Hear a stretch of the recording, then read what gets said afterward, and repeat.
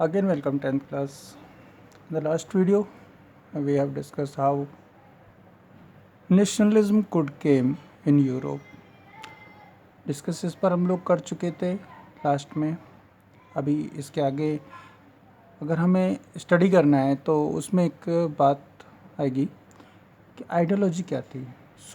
आज हम उसी पर बात करने जा रहे हैं. देखिए, दो तरीके की आइडियोलॉजी थी. एक थे कंजर्वेटिव्स और दूसरे थे रेवोल्यूशनरीज. आज हम इसी को डिस्कस करेंगे. बात करते हैं कंजर्वेटिज्म की. सबसे पहली बात आती है कंजर्वेट्स होते कौन से हैं, कौन लोग होते हैं. ये वो लोग होते हैं जो चेंजिंग पसंद नहीं करते हैं. जैसे कि फॉर एग्ज़ाम्पल एक मूवी थी मोहब्बतें. उसमें अमिताभ बच्चन का एक डायलॉग था, आई डोंट लाइक चेंजेस. उसी तरीके के लोग थे. They don't want changes. उन्हें परिवर्तन पसंद नहीं था. चलिए, कोई बात नहीं. कंजर्वेटिज्म होता क्या है? ये कमिटमेंट होता है जो कि ट्रेडिशनल वैल्यूज़ को बचाए रखने के लिए होता है और किसी भी तरीके का कोई भी चेंज इनको एक्सेप्टेबल नहीं होता है. ये उसको एक्सेप्ट नहीं करते हैं. इसमें क्या होता है, ये कमिटमेंट करते हैं कि किसी भी तरीके की ट्रेडिशनल वैल्यूज़ के साथ कोई भी कॉम्प्रोमाइज़ नहीं किया जाएगा.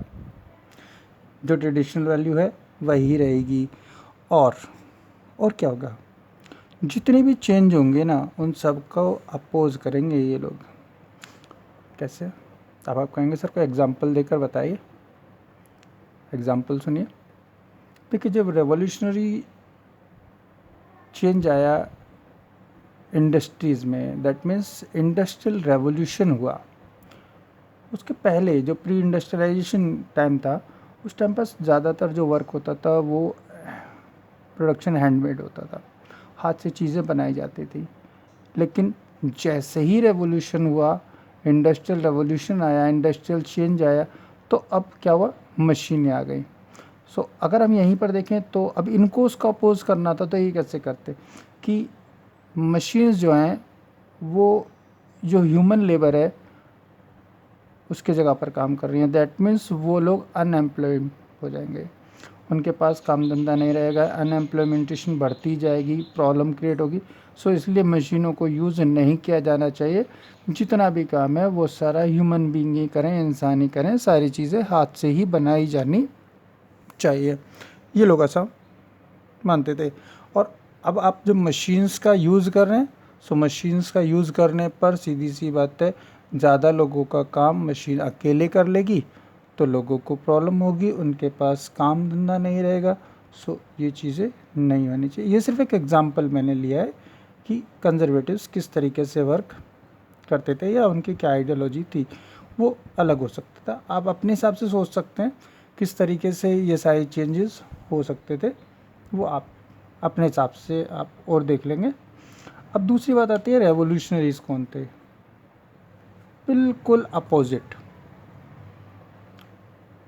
आप जैसे कि आप देखिए कि अगर कोई कहीं पर किसी भी इंसान के अंदर कोई अच्छाई है तो बुराई भी होगी. किसी के अंदर बुराइयाँ हों ऐसा नहीं हो सकता. कुछ अच्छाइयाँ भी होंगी. तो अच्छाई बुराई जिस तरीके के साथ होती हैं, ये दोनों बिल्कुल, क्योंकि अच्छाई और बुराई एक दूसरे के अपोजिट होती है, उसी तरीके से कंजर्वेटिज्म और रेवोल्यूशनरीज़ एक दूसरे के अपोजिट होते थे. अब रेवोल्यूशनरीज़ कौन होते थे? वो लोग होते थे रेवोल्यूशनरी चेंज चाहते थे. दैट मीन्स जैसे अभी हमने मशीन्स का लिया कि हाथ से बनी हुई चीज़ों के बारे में लिया था कि हाथ से चीज़ें बनाई जाए, मशीनों का यूज़ ना हो. कंजर्वेटिज्म ऐसा कहते थे. लेकिन उसके अपोजिट अब रेवोल्यूशनरीज़ की आइडियोलॉजी क्या थी? वो लोग सोचते थे कि नहीं, मशीन्स का यूज़ होना चाहिए, ज़्यादा अच्छी फिनिशिंग का मिलेगा, प्रोडक्शन बढ़ जाएगा. अब प्रोडक्शन बढ़ जाएगा सिर्फ लेबर को नहीं है, अब आगे लेबर से आगे वालों को भी तो देखो जो कि ट्रेड करते हैं. कितने सारे लोगों को काम मिलेगा सर्विस सेक्टर के लिए. दैट मीन्स लोग जब काम करेंगे, उस सामान को बेचेंगे, एक जगह से दूसरी जगह लेके जाएंगे, तो उन लोगों को बेनिफिट होना है. अब मान लीजिए कि कहीं पर आप सामान को बनाया, थोड़ा सामान जाएगा, कम सामान जाएगा तो कम लेबर होगी, ज़्यादा सामान जाएगा तो ज़्यादा लेबर होगी, तो ज़्यादा लोगों को काम मिलेगा. फिर दूसरी बात है कंज्यूमर की बात अगर हम करें तो कंज्यूमर को अगर मशीन से बनेगा, प्रोडक्शन ज़्यादा हो जाएगा तो कॉस्ट प्राइस कम हो जाएगा. कॉस्ट प्राइस कम हो जाएगा तो उसका आप उसको सेल कम में पैसों में कर सकते हैं, या जो एक व्यापारी है या जो एक बिजनेसमैन है, जो प्रोड्यूसर है, वो उसको कम पैसों में सेल करेगा तो बाकी लोगों का फ़ायदा होना है, तो मशीन्स का यूज़ होना चाहिए। तो इस तरीके से हो सकता था। अब आपको दूसरा ले लेते हैं, एक एग्ज़ाम्पल और ले लेते हैं, जैसे कि लुईस 16 का एग्ज़ाम्पल लेते हैं। लुईस 16 ने कहा क्या था, एस्टेट जनरल्स मीटिंग में 9th क्लास में आपके है, ध्यान होगा आपको, नहीं ध्यान है तो मैं लाइटली उसको बता देता हूँ। उसमें क्या था कि उन्होंने कहा था कि एस्टेट जनरल्स की मीटिंग में ये था कि एक ट्रेंड बना हुआ था कि हर एक एस्टेट एक वोट का राइट है। वो कंजर्वेटिव बात, पहली बात आ गई कि एक वोटिंग का राइट पहले टाइम से चला आ रहा है, वो ही चलेगा। लुईस 16 ने डिनाई कर दिया कि जो रेवोल्यूशनरीज डिमांड कर रहे थे कि पर पर्सन पर वोट का राइट होना चाहिए, उन्होंने डिनाई कर दिया, बोले नहीं, चेंज कोई नहीं होगा, जैसा चला रहा है वैसे ही चलेगा। लेकिन रेवोल्यूशनरीज ने क्या कम किया, उसको चेंज किया। चेंज कैसे किया कि नहीं, चर्च के पास पावर नहीं होनी चाहिए, दूसरी बाकी चीज़ें जो प्रॉब्लम है, एरिस्टोक्रेसी है, ऑटोक्रेसी है, वो सारी खत्म होनी चाहिए। तो उस तरीके से उन्होंने वो जो डिमांड की थी कि पर पर्सन पर वोट का राइट होना चाहिए, वो डिनाई कर दिया गया। तो वो रेवोल्यूशनरी चेंज था, अच्छी बात थी, सब लोगों की अपनी मर्जी से काम होता, बढ़िया बात थी, लेकिन नहीं मानी गई। सो रेवोल्यूशनरी ज़्यादातर वही लोग थे जो पुरानी ऐसे ट्रेडिशंस थे जो कि बेनिफिशियल नहीं थे, जो लोगों के लिए फ़ायदेमंद नहीं थे, उन सबको रिमूव करने का काम रेवोल्यूशनरीज करते थे। इनमें एग्जांपल हमने 9th क्लास में काफ़ी सारे रॉबर्ट्सपियर लिया हुआ है और बाकी सारे लिए हुए हैं। अभी हम यहाँ पर क्या है, मज़ीनी का एक एग्जांपल ले लेते हैं।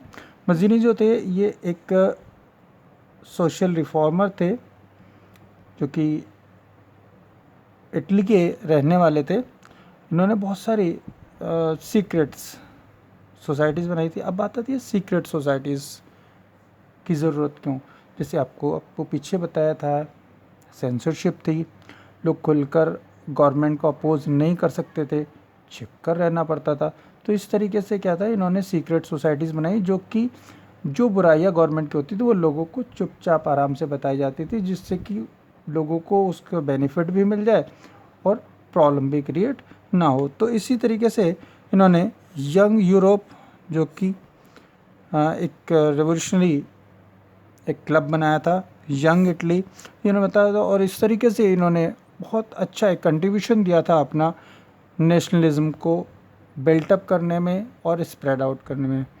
आई थिंक स्टूडेंट्स आपको कंजर्वेटिज्म और रेवोल्यूशनरीज़ का डिफरेंस भी समझ में आ गया होगा, और अभी आपको और कोई प्रॉब्लम भी नहीं होगी क्योंकि काफ़ी अच्छे से आपको एक्सप्लेन किया गया है। लेकिन फिर भी अगर आपको प्रॉब्लम रह जाती है, आपको लगता है कि नहीं अभी कुछ प्रॉब्लम्स हैं, अभी कुछ समझ नहीं आया है, कोई टॉपिक क्लियर नहीं है, सो मैं आपको पीछे भी कई बार बोल चुका हूँ, अभी भी एक बार बता रहा हूँ, आप मुझे मैसेज कीजिए, आप मुझे जनरल कॉल कीजिए, और अगर आपकी प्रॉब्लम है तो आप मुझे मैसेज करेंगे, आप मुझे कॉल करेंगे, तो एज़ पर पॉसिबल मैं उसको रिमूव करने की कोशिश ज़रूर करूँगा। पीछे भी कुछ मुझे स्टूडेंट्स ने मैसेज किए, मैंने उन सब को रिप्लाई किया, उन सब की प्रॉब्लम सॉर्ट आउट करने का एज़ पर पॉसिबल मैंने कोशिश की। वो प्रॉब्लम सॉर्ट आउट भी हो गई, आपकी भी हो जाएंगी, लेकिन प्रॉब्लम वही है, आप क्वेश्चन पूछिए, प्रॉब्लम सामने रखिए, तभी उसका सॉल्यूशन मिलेगा। सो स्टूडेंट्स इस वीडियो के लिए तो यहीं पर आज रुकना पड़ेगा। नेक्स्ट वीडियो में फिर दोबारा से एक बार मिलेंगे। Till then stay home and be safe. Thank you.